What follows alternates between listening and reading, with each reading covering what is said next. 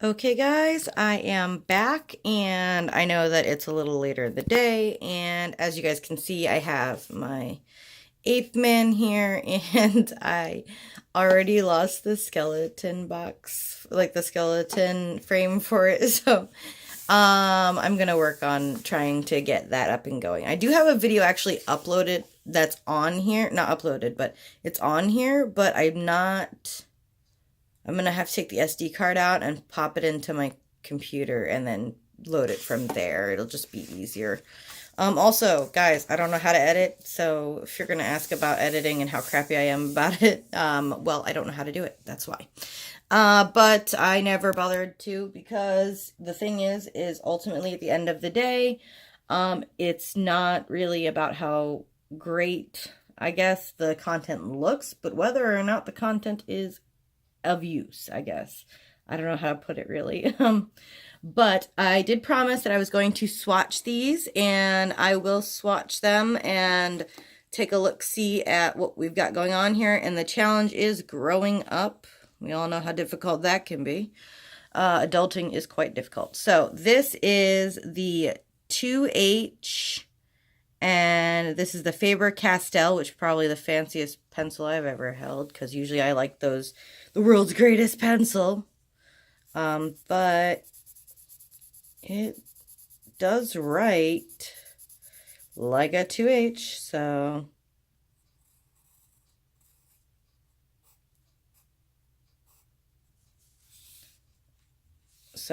and then this one right here is the Faber. Oh my gosh, I'm really bad at writing in print.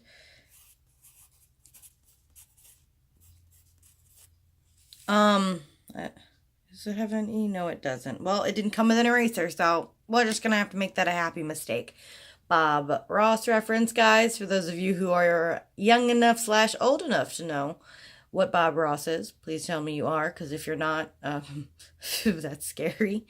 Anywho, so that is the 2H Faber-Castell, and it has a very nice, I mean, the graphite in it, even though it's a 2H, which is kind of a bit hard, the graphite in it does write very nicely. It doesn't seem to, like, you see how it doesn't seem to do a whole lot of smearing, but it does have a nice smudge to it. So you really won't have to worry about, like, crazy amounts of smearing.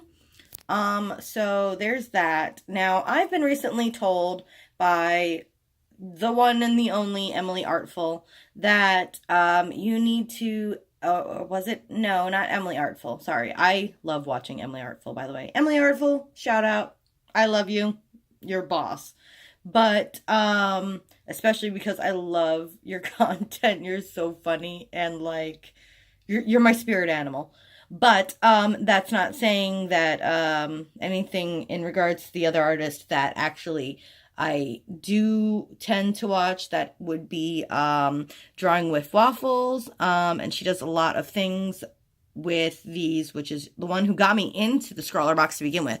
And she was stating that, like, you need to exercise your artistic mind, like doing different mediums and things like that. And I was like, you know what? She's kind of right. Because the thing is I don't draw daily. I really don't sketch very often, and I just kind of get on like a whim here. I actually have a bipolar disorder, so for those of you who don't know, just kind of means literally polar opposites. I go from being relatively fabulous and fun and everything is great and grand, and then the next thing you know, I'm like the doom cloud. But so I go in spurts of drawing art, and usually it's when I'm manic, which is like one of my best times to be drawing art, but I need to learn how to do it when I'm not manic, because otherwise I'll just be sitting in my kitchen for like 2 days straight just drawing art. And I use different mediums, all kinds of mediums, and a lot of them I don't know how to work, especially like those lovely what do you call those markers? The Copics? Yeah, those are interesting. By the way, they've bled like nobody's business. I'll make a video about that for sure. So, anywho, back to the supplies. Let's see what else we've got going on in here. Let's see. I love this Pit Artist pen that they gave me. This, I'm so interested in this.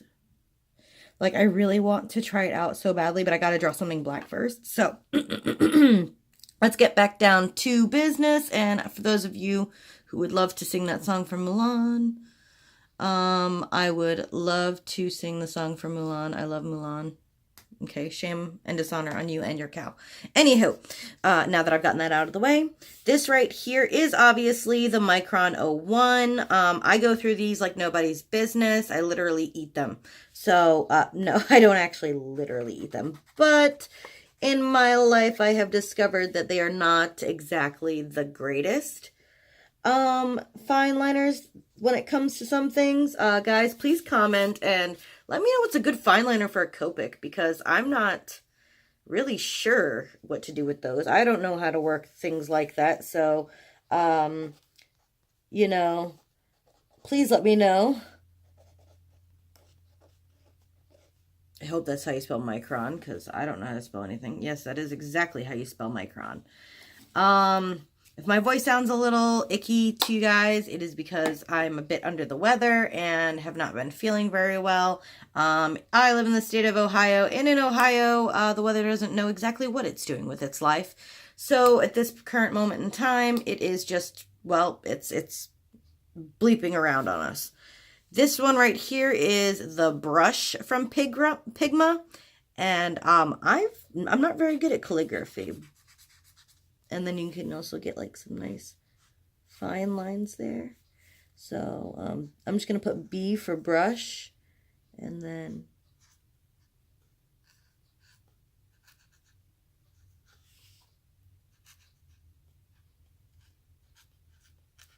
I really like this though. I mean, it looks like it has like great potential to be something like that I could do.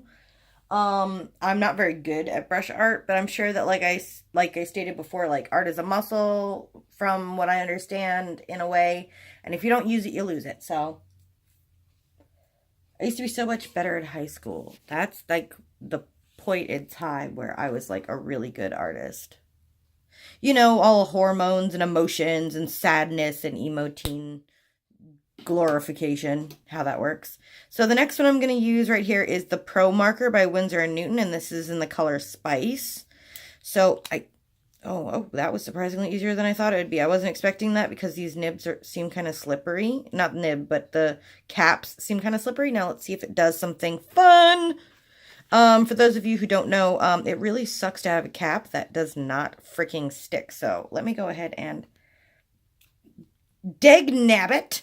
Look at that. It does not stick, guys. Like, you can't push it in there. It's not going anywhere. That's kind of awful. But the good news is you can't really lose the cap because it's got a little notch in it, I think. Yeah, it's got like a little notch or rooney there. Well, I guess it can roll. It doesn't matter. But this is an alcohol-based marker. And let's see. Huh. I don't know what to make of that. That is surprisingly nice. I have like a bunch of swatches of like my Copics because I just got like a set, and like I know it's the paper obviously, and I did some little funsies with like the other stuff, but these seem like kind of the same but a lot more pigmented in a way. I have to say that's a little strange, but anywho, this would be the color Spice.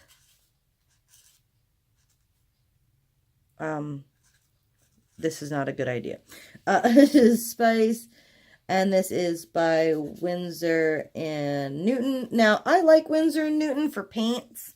I've never looked to them for markers. I've never looked to them for anything other than paint.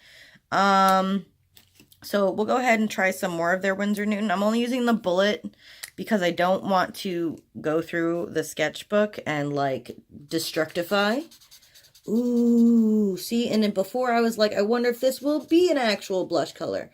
And you know what? It really freaking is. Holy crap. I mean, on the paper it doesn't For some reason, it's not contrasting very well on this, but it does look like it would be a very good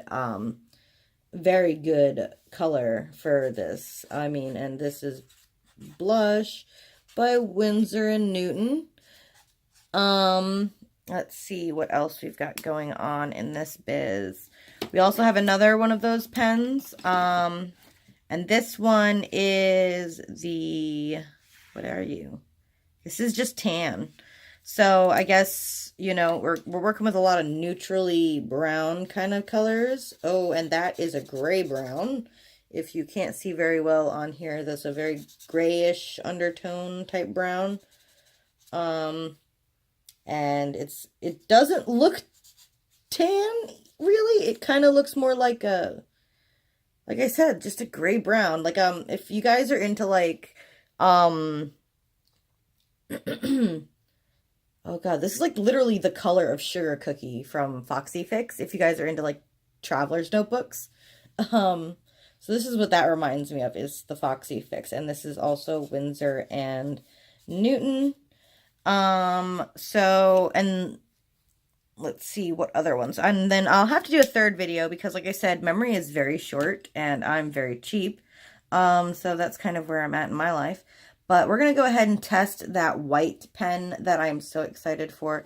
And what I'm going to do is I'm going to use the brush pen, and then we're just going to color over it and see what we got going on in that biz, because I'm so excited for that. So, oh wow, that just lays on ink like a dang dream. Oh my gosh, guys, like, do you see the inkage? I mean, that's like the abyss. That is the color black that I need in my life. Like, I love it. That is really awesome. Okay, so this is the Faber-Castell Pitt Artist Pen in White 101. And this is a 1.5 bullet nib. And so I'm just going to go through here and just... Why does it look kind of like... Am I seeing that the way you're seeing that? Because it maybe it gets brighter. I don't know. Let's clean it off a bit, because maybe I didn't let the stuff dry enough. You see how now there's nothing there? Okay, so maybe I'll let it dry some more. So I know that's like the stupidest thing in the freaking world. Okay, so dry. Actually, you know what? I have a solid black over here, and I know that this bad boy is dry. This is right here. And so this one is the color swatches for my keep remembering Copics. And so I'm just going to go ahead and draw some little polka dotties on here. And oh wow, guys, that's an oh moment. Like, ladies, you know what I'm talking about here. Okay, oh moment. Look at that. Holy crap, that's great. Okay, so I guess it does really work, especially if you just like on the very tippy tip of it, because that's where I think most of the flow goes. Don't kind of like sideline it kind of deal, like, you know, if you get messy. But you can even see that it's so white, it's kind of still showing up on my regular paper. But this is really cool. I love, that is so cool. Oh, I started to practice some lettering. This is like my daughter's name, and I'm not very good, clearly. Obviously, I'm nervous. I have a shaky hand. So, basically, so this is, let's try this again. And we're going to just do dotsies. So, little tiny baby dots. Okay.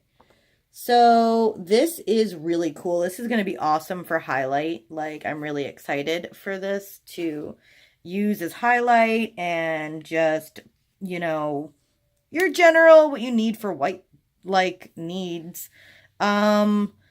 I am very, very impressed, because I never find anything white that's great for adding highlight or adding, you know, any sort of dimension, really, unless it is a, like, literally a whiteout pen. That is the best thing I've ever used, okay? Your jelly rolls can take a hike, because those things suck, at least to me.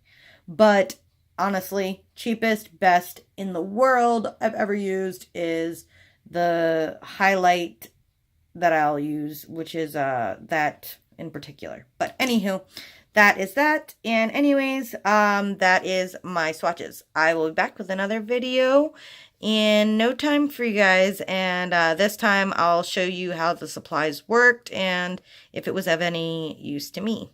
So I will basically see you guys later. Bye.